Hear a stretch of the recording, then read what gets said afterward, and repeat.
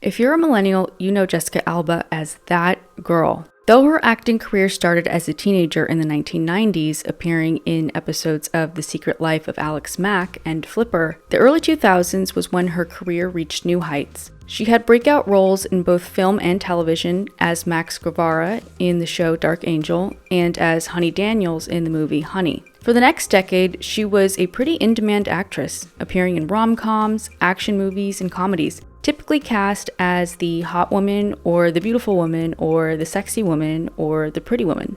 For a while, her beauty is what she was really known for. While making this video, I actually realized that I've never actually seen a single Jessica Alba movie, but I do know that her presence was absolutely inescapable. I think I actually knew her from all of the magazine covers that she was on, whether she was in a girly magazine or a dude magazine like Maxim, where they were voting her #1 sexiest woman alive year after year after year. The whole world was like, get this woman in front of a camera. While filming Fantastic Four in 2004, Jessica met Cash Warren, who was working as director Tim Story's assistant. They started dating, which is incredible and honestly sounds like fan fiction. Can you imagine going to work as an assistant on a film set and the lead actress, who's one of the world's biggest stars, falls in love with you? After 4 years of dating, they got married in May of 2008 in Los Angeles. I couldn't find any photos of their wedding. I kept coming across the wedding from Fantastic Four. Sorry if that's a spoiler, but if you wanted to see it by now, I think you would have seen it. But the ceremony of their union may have been kept more private because at the time she was very pregnant. And this is actually where the story of The Honest Company begins.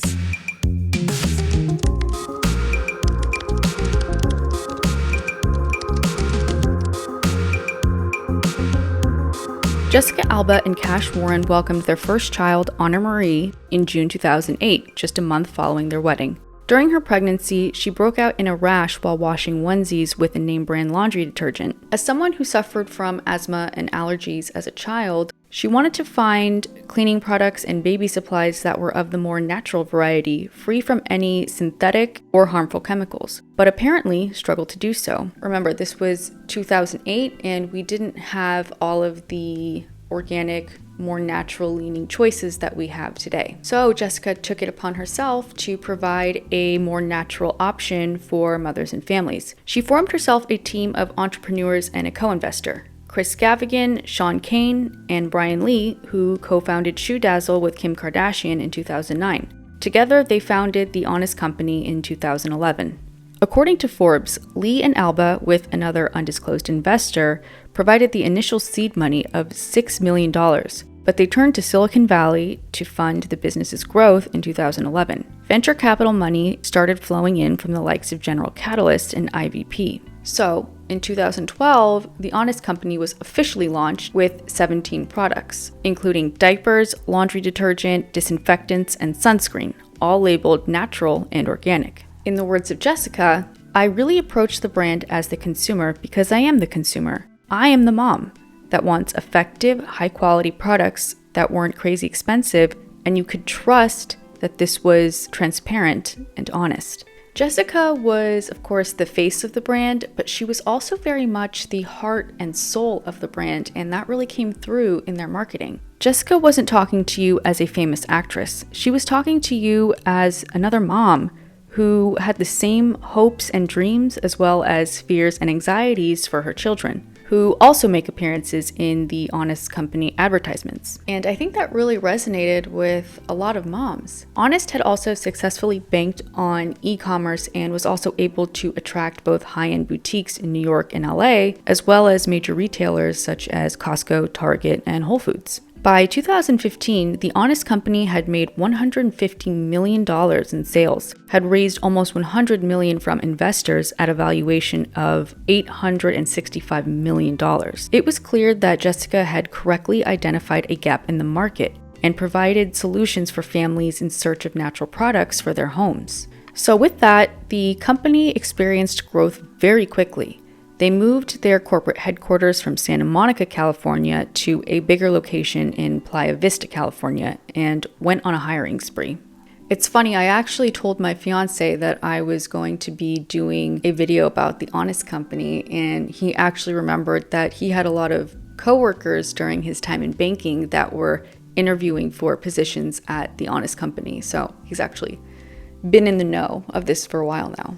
By June of 2015, the company was valued at $1 billion. Jessica, who once appeared on the covers of Maxim and GQ, was now on the cover of Forbes and speaking at TechCrunch. There were whispers in the air of an IPO, an initial public offering, and according to her 2015 Forbes profile, should the company go public as expected, Alba could well be on her way to the Billionaires Club. Not a bad return for an initial $6 million seed investment by Alba and co-founder Brian Lee. Everything was coming up natural and organic roses for Jessica Alba. With the success of the Honest Company's baby products, Jessica and her team were preparing to launch the company's new toxin-free cosmetics and skincare line in the fall of 2015. They had already proven that you did not have to compromise on effectiveness to create safe, gentle, organic products. What could possibly go wrong?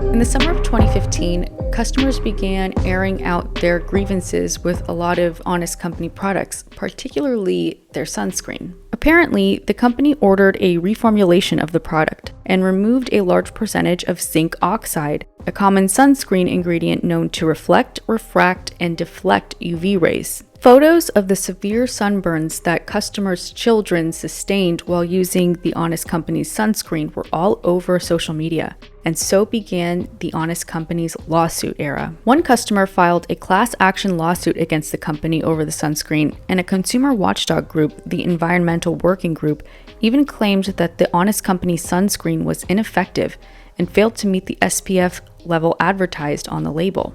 As you'll see, the Honest Company was constantly putting itself in the center of a constant push and pull between synthetic-free, natural, organic, and effective and well-performing.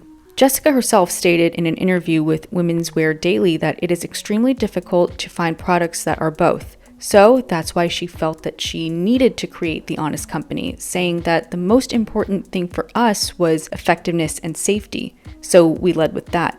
It's about giving people peace of mind and telling them what we are honestly free of. I love that. Let's see how it worked out. And here we go. Another class action lawsuit was filed against the company, alleging that the company was falsely advertising itself as quote-unquote natural and effective, while still including synthetic preservatives in their soaps and cleaners.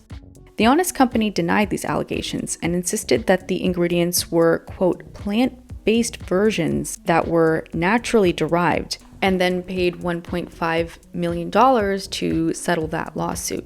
However, in March of 2016, the Wall Street Journal reported that the Honest Company's liquid detergent contained, quote, a significant amount of sodium lauryl sulfate, or SLS, a synthetic surfactant that the company claimed that it would, quote, never consider for use in anything, period.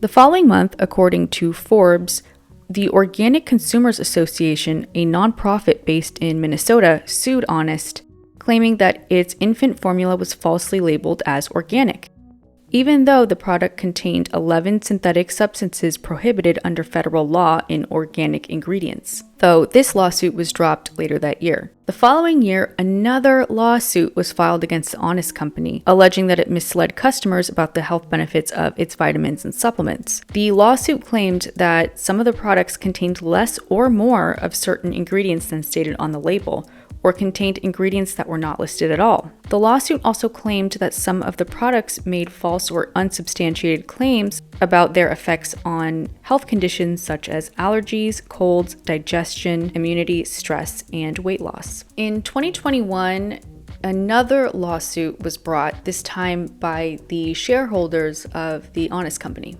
who claimed that the company misled them about its financial performance during the COVID-19 pandemic. The lawsuit alleged that the company inflated its sales figures by failing to disclose that many customers stocked up on diapers or other products at the beginning of the pandemic, which resulted in lower sales in subsequent quarters. The lawsuit also alleged that the company overstated its growth prospects and market share in its IPO prospectus. God, that sounds really exhausting.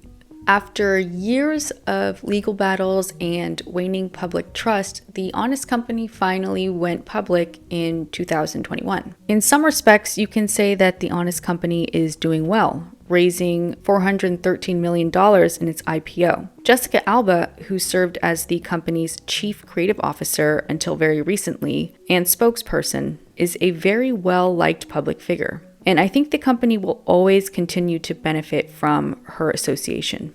But I do think that the Honest Company sustained some pretty serious damage here. Though Jessica was certainly onto something with the whole clean products market, the Honest Company now has some very serious competition without the lawsuit baggage. Customers can choose from new companies such as Seventh Generation or clean reformulations of products from legacy brands such as Kimberly-Clark and Johnson & Johnson. And if you kind of take a temperature on the Honest Company's financial health, it's not really good. They've lost 80% of their value by market capitalization. They have not really been able to earn a profit in the 3 years since they've been public. They have lost an aggregate $127 million.